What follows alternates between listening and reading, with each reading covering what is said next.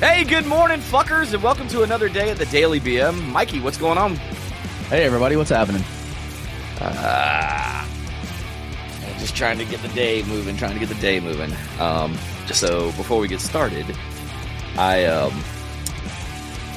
decided to have a couple of smoky old fashions last night. Oh, Jesus. Which I normally do not do during the week. And let's just say, since I'm not an avid drinker anymore, as far as like, you know, having drinks like that during the week, I am turned into the biggest pussy when it comes to drinking. I'm the cheapest date ever. Probably the easiest to hook up with too. That's a given. Of course, I'll go home with you. No, I literally, I realized waking up this morning what a lightweight I am. The older I get, I'm just like, now I get it why people like, I don't understand how people drink on a daily basis. I really don't know how they do it. I have a couple of friends that do that every day. You build up a tolerance. It's like all things. Like, you know, that's what's wild. It's like drugs and alcohol. The first drink gets you fucked up when you don't drink. Then after you've been drink every day, your body adjusts. And now you need 2 drinks to get the same effect as 1 drink. And then it goes from 2 drinks to 3 drinks, and 3 drinks to 4 drinks, and 4 drinks to 5 drinks. And, you know, before you know it, you're pounding a whole 12 pack and not realizing you're not getting the same effect you did on that first time. Same thing with opium and drugs, from what I've heard, that, you know, you take that first hit and you get this stellar high. That's why they call it chasing the dragon, because you're always trying to catch back up with it from that first high, but you never do, from what I've read and what I've heard. So that's the thing, you know, but now you do stop for a while, your body loses that tolerance. Right. So, yeah, it's like that with anything, like medicine and everything else, because your body's trying to run at peak efficiency. And basically, when you're adding that stuff, it's poison. So your body's trying to expel it as quick as possible, and then it adapts to the poison that you're putting in your system. Well, believe me. And, you know, that's why you get people that have to pound like, you know, a fifth of vodka before they even start to function, because they're so dependent on the alcohol.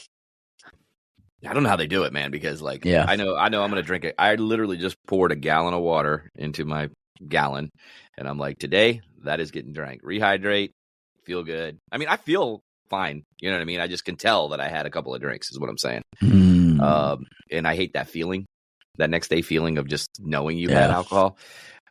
Not a big fan like I used to be to alcohol. It's been a while since I've had a drink. Probably because I'm getting old, honestly. I mean, that's really what it probably boils down to. Is my body's like, hey, you're not 20 anymore, punk. You can't drink like that.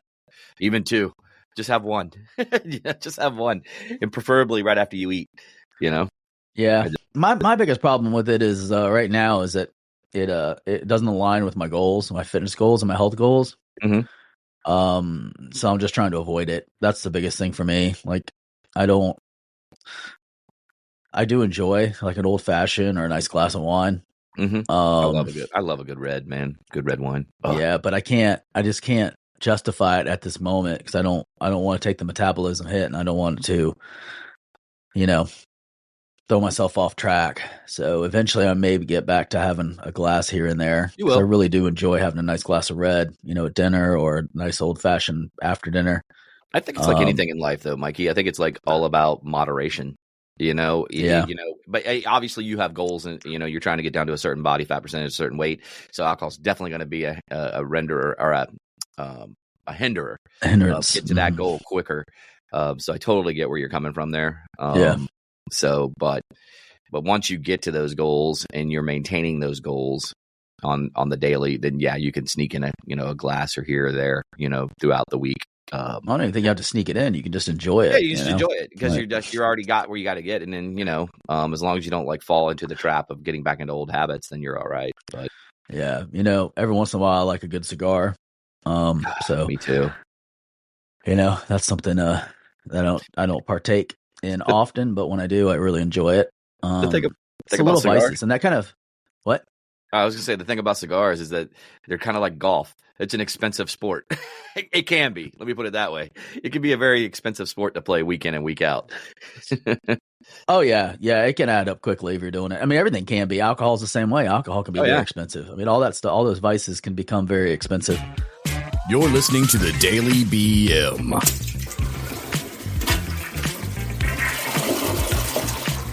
You know, as a man, taking time for yourself and showing yourself some self-care and personal love. But the importance of communicating with your significant other what you're doing. So it's because oftentimes what happens is in most men's lives, you know, they're busy at work when they're working, and then they come home and their wife is there and she immediately wants to have conversations and talk about her day or ask you to do chores or whatever needs to be done. And it's nonstop, all go all the time. And eventually that wears down on you as a man, because we all need that moment or several moments to recenter and let the day go so you can recalibrate. Sometimes if you have a longer drive, you can do that on the drive home, but it may be important just to sit down and have a conversation with your wife, girlfriend, significant other and say, listen, I need X amount of time every day to decompress. Now, what's going to happen, you know, if you agree to this, is I'm going to be happier, I'm going to be smoother, I'm going to be more willing to help. Like, you can list off the benefits of why you need this time to yourself. And you also need to plan guys trips, you know, where you get out and you do things with other men to recenter yourself with that masculine energy. So that way, you know, you can perform better as a man for your woman or the significant person in your life, because, you know, we all need that break. And I think that's something that a lot of guys aren't getting as much of as they used to, you know. It makes me think back to caveman times, you know, and earlier times where we'd band together as a hunting party and we go out and hunt and spend the day hunting as men. And then we'd come home, you know, and the women we'd prepare the meat and the women would prepare all the sides and everything else. And we'd sit around and eat as a family and as a tribe. And then, you know, we'd rinse and repeat, but we'd have that break and we'd have that guy time where we get to go out. And now, you know, because we have work environments that are co-gender, we don't really have guy time like we used to, where we could go and just, you know, be guys and be the way that, you know, guys are, because we have to be careful of what we say, how we say it, what we do, how we do it, because we might offend people. So I think we need that in our lives as men. We need that time to ourselves. What are your thoughts? I mean, my thought is that it's beneficial for women too. I mean, I'm trying to think about it from the other side of the coin too. With women, it's like they need their time too. Sometimes they don't realize that, but they do need their time. And when their man is out doing their things, that's when they get their me time to go do stuff. Whether it's, you know, they go out with their girlfriends, meet for, you know, a coffee, you know, they go to an event, you know, or, you know, whatever it may be that they're doing, you know, that's their time, you know, to themselves. Because I feel like it's just as important for the women as it is for the guys. So it kind of goes both ways, you know. The problem is that whether it's a guy or a girl, sometimes you get so wrapped up in being together all the time. You know what I mean? Because that's exactly how my wife and I were early on in our relationship. And we're starting to like realize, okay, we need to do things, you know, apart. You know, she went and got her lashes done last night. You know, by the way, Right. your wife does an amazing job. You know what I mean? Oh, thanks. So I'm sure she'll love to hear that. But I trained her well. Wait, you what? have trained her well. I know, because your lashes look amazing. But I let the little flip thing she does on the ends. So, by the way, on yours, they're really cool. But I know, they're cute. I'm thinking about going longer. I think a little bit longer. You should. I'm thinking about a quarter inch longer lash. It'll just make your eyes pop. It'll look. I want to get it just close enough to where it barely touches my glasses. That was super annoying. And I'm just like, oh, what is that? What is that? You know, I always wondered, you know, sidebar, if women like wear glasses and they get their lashes done, if that doesn't drive them crazy, you know. But I don't know any women that actually wear glasses that have like super long eyelashes. I don't think they get them that long where it actually interferes with your glasses. I mean, there might be some. I've seen some that have really long lashes, I've but seen some long the majority, I'm pretty sure that you don't get length that's long enough to where it'll interfere with your eyewear. I'd hope not, Yeah. anyways. Yeah. So anyway, so back to what I was saying. So I think that it's super important for couples, to get away. Like I said, my wife went and got her lashes done. She was gone for a couple hours, and then she got home. We had dinner, and then we kind of talked for a little bit. I think we watched one show and literally went to bed. So wow. Yeah, which is unusual for us. You know what I mean? Mm-hmm. Yeah, usually in your bed way before that. Yeah, no, yeah. Hey, I got no shame, man. I'm cool with that. I think the problem is, again, I know I'm sideboarding again, is that when it comes to sleep and things of that nature, I think the older you get, the more you realize you're really not missing out on much. Staying up late. I think that was always been my problem, is that I felt I haven't gotten there yet. But because I wasn't doing anything really during the day, I thought, oh my God, I got to catch up on all my stuff at night. And then it's like midnight before I go to sleep, where I don't feel like I need that anymore. It's like, yeah, whatever, it'll be there tomorrow. Yeah, I think it's a change of thought. But yeah, so getting back to the subject at hand, it's super important for me, especially the older I've gotten, because I always like to do for others, and I always like to, lend a helping hand and all that I'm forgetting to give myself my own lending helping hand and taking time for myself mentally to get away. So like one of the things I brought up on previous episodes is that I've gotten into every hour to hour and a half, I stand up, I go outside, I put my feet in the cold grass or warm grass, depending on what time of day it is. And I walk around barefoot in that grass, and I listen to the trees. I listen to that. I come away with just this me time for just even that little bit. And then, but the thing I was missing on, except for that we're coming up in May, is that hanging with other dudes, doing guy stuff. Like, you and I started hiking on Sundays, going out to Carter Road, or maybe even jump around to different parks, because it's getting a little bit monotonous for us because we're going to the same place, shooting guns, whatever it might be. I really need that time, away. And I think, but where I lacked was communicating to my wife how much I needed that. Right. And she's still getting used to that, honestly. And I mean, guys, your women are going to struggle at first. If you've never, ever done that, you're going to struggle with it at first, but you just got to stay the course and just make sure you're communicating, like Mike said. Yeah. I think the important thing is that you just communicate to your wife and tell her what you're doing. And why you're doing it. The why is just as important as the when and the what. Because if you don't explain the why, then they're going to wonder. They're going to make up their own why. Like, oh, he doesn't want to be around me. He doesn't want to be in my presence. He doesn't love me anymore. All the doubt will creep in. But if you explain, hey, listen, this is the things that I need to recenter myself and recalibrate myself, that will make a tremendous difference. I had to deal with that personally because, I've been working out a lot more than I ever have. And I prefer to work out at night because it just is the best time for me, because that's the time of the day that my willpower is the weakest. So that's the time that I could sit down and, binge a Netflix show and just eat a bag of potato chips or, drink, a couple drinks and just sit there and like veg out and because my mind's mentally exhausted from the day's work. My body's wide awake because it's been, we've been sitting most of the day. So I realized real quickly that it was, not beneficial for me to do that. Like it was causing weight gain, sleepless nights. I was having all sorts of issues. So I started incorporating a workout routine.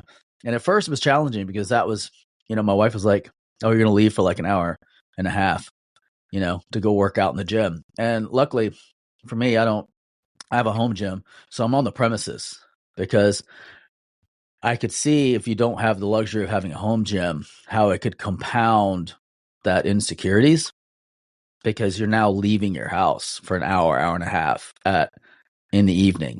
And they would be like, okay, was he really going to the gym? Is he going to meet somebody at the gym? Like, there's all these insecurities that could come up, especially when you start seeing a physical difference. If your partner is not putting in the effort to change their physical appearance, or they don't need to change their physical appearance, either or, whatever the thing is, and you're trying really hard, all of a sudden they're like, oh, what changed? Why all of a sudden are you putting in all this effort? Is there somebody new in the equation? Are you trying to impress somebody? Because that's the society we live in now. That's the first thing people think of. Oh, he must be cheating. That's why he wants to improve himself. When the reality of the matter might be is you're just tired of being, a fat fat fuck and you don't want to be a fat fuck anymore. That's actually, yeah. It's so funny the difference between the genders, man. Because like the first thing they automatically think is that, it kind of reminds me of the memes you see like on Instagram and all the other platforms where it shows the guy laid in bed and he's thinking off to the side with his back turned to his woman, and his woman's going, "I wonder if he's thinking about other women," and he's like, "I wonder what it would be if I could fart after a scallop." You know what I mean? It's just dumb guy shit because that's what we, ladies. Listen, we probably 90% of the day think about dumb shit. I mean, like, or talk about dumb shit when we're with our other guys. We very rarely talk about other women. I mean, that's just a fact. Right. It's literally just like, hey, man, da-da-da-da-da. It's like Neanderthalic in a way. Right. So, I mean, in reality, if our carnal, desires are being met at home by the woman that we're with, we're really not going to go out and pursue other women. I mean, 9 times out of 10, you're going to get. I mean, there's a rare guy out there that's going to just, of course, have sex with whatever he can have just sex with. Just women do the same thing. But most guys, when they cheat because they are being, emasculated by their woman. Their woman's constantly riding them and nagging them. She's not having sex with them. She's not doing anything to make his life easier. Mm-hmm. All she's doing is every day riding him. They're not having any type of physical relationship. Yeah, exactly. Not in a good way. And then eventually he's going to be, upset. Like there's this one Instagram video that really stuck out to me. And it was a guy, he was like, balding. He had the hairline around his head, where like he wasn't very attractive. And his wife was kind of hot. They were older, they're probably in their like my age, like mid 40s. And she was yelling at him. She was like, "Why did you cheat on me? I'm beautiful. I'm way prettier than her. I'm more successful." Like she's listing off all these traits. And he looks at her dead in the face and deadpan and says, "Because she's nice to me. She treats me like a man. She makes me feel good about myself." So that's what it boils down to. Like, it's like if you're not taking care of your man, then that's when men will wander. And I think in this day and age, the same thing will take place for women. Like, if you're not taking care of your woman, then she may wander. I mean, I do believe that there's people out there that have like strong moral codes that won't wander. They'll either suffer through it or they'll get out. But nobody wants to be in that relationship. Nobody wants to be in a relationship where you're suffering through it because that just builds animosity. So it's important to communicate your why. Why are you doing this? I'm not doing it because I want to pick up another chick. I'm doing it because I want to be attractive for my wife. I want to be physically able to be a man and compete and do the things that, I want to be able to do later in life, because it's, one of the things I'm starting to realize, and I wish I would have realized this a lot sooner, is it's a compounding effect. So basically, you think all day long, like, oh, it's fine. I'm like 30, 40 pounds overweight. No big deal. I'm still able to function. I'm doing all the stuff I need to do. I'm doing the lawn. I'm doing this, and this.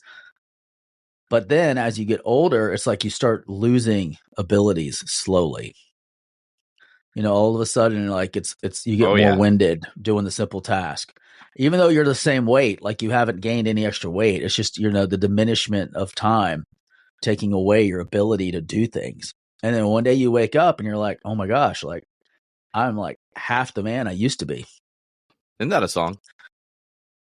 I think so. Maybe you're the song guy, so you would know. I'm half the man I used to be. Yeah, it was Stone Temple Pilots. Bam. Yep. But anyway, go ahead. Boom. Yeah. So like, it's really important, that you realize that and you start reversing that process. And the way you reverse it is you stay physically active. You do the hard stuff now, so that way you have an easy life later. And I've noticed a huge change in my life since I've started being a lot more physically active. I sleep better. I'm more focused. I'm not as angry or upset. I mean, it's been a while since you called me Angry Mike. And I feel like a lot of that has to do with that. I take an hour and a half every day to work out. No, you're just a-hole Mike now. Yeah. Well, that's probably all the extra testosterone coursing through my system. No. Go ahead. Now, I was just going to reiterate what you just. The next segue. I was just before you do, I just was going to say maybe this is a good way to segue out of it, but you said something really, really good because you said it both men and women, but it brings back the old verbiage for me of if you don't take care of business, somebody else will. Yes, it's that simple, and it goes for both men and women. If you're not taking care of business, somebody else will, because like you said, if the other person's needs aren't being met or vice versa, they're going to find the need somewhere. I'm not saying it's right, but it happens, and I can see why it happens, unfortunately. Right. So anyway, continue. I just wanted to throw that out there. So, one of the books that we're reading is Jim Quick's Limitless. Mm-hmm. And on around page 130, he talks about when you say yes to somebody else, you need to make sure that you're not saying no to yourself. And that was a really prominent point that jumped out at me. Because, how often do you say yes to things at the sacrifice of yourself? Mm-hmm. Like you do things for others and then you give up your time in the gym. You give up your time where you would be working on a project that's important to you. You work out, you give up the time that you could use to rest and work on your future self and your vision because you've committed yourself to someone else, because you've said, yes, I will help you. You're saying no to yourself. So it really resonated with me because I spend a lot of time saying yes to people because I want to be helpful. I want to be involved. I want to be engaged. But I realized that I'm saying no to myself a lot. So that's something that I personally want to work on, is realizing the opportunity cost of a decision. And what an opportunity cost does is when you choose something, the opportunity cost is all other options that you could have chosen in that same time frame, like all the other things that you could have done instead of what you chose. And if you start framing your thoughts in that mindset, I think you'll move in a direction that's going to be much more beneficial for you as a person, which will in turn be much more beneficial for all those people around you. Because let's face it, if you're happy, you're more likely to make other people happy, because you can't pour from an empty cup. So if your cup's completely empty and you're trying to pour, no matter how much effort you put in, nothing's going to come out. So you need to fill your own cup first. And that's all I got to say about that. I was in a trance. I was just listening to you, man. I was like, all of a sudden I got into a trance. Hey, it's the alcohol. It's that beautiful monotone voice of mine. Like, I know. I was just he's droning on. He's droning on. Between that and your new lashes, I'm just like, damn, dude.